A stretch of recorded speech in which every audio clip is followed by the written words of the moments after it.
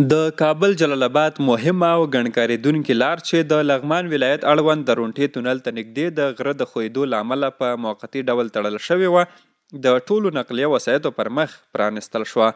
د لغمان ولایت د پیښو پر وړاندې د مبارزې او چمتووالي رئیس قاري خیر محمد غازي په وینا یا د خطرناکه سیمه چې د تیږو د راښویېدو له امله د تګ راتګ له جدي ګواښ سره مخ وه، د فني کاریګرو له لوري بشپړه پاکه او تخنیکي ارزونه یې ترسره شوي چې له امله یې اوس د هر ډول موټرو لپاره خوندي بلل شوې ده. نو اوس انشاءالله دغه ولس خو ډېر زغم او صبر وکړه، ترې ډېره مننه کوو.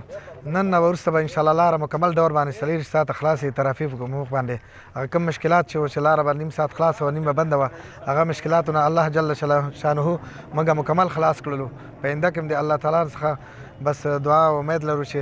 دغسې مشکلات چې مخکې شوي وو له هغه څخه به انشاءالله الله تعالی مسلمانان بچ کړي. د یادونې وړ ده چې په یاده ساحه کې څو ورځې وړاندې د ښویېدو له خطر سره مخ د غره د ځینو برخو د لمنځه وړلو چارې پیل شوې وې چې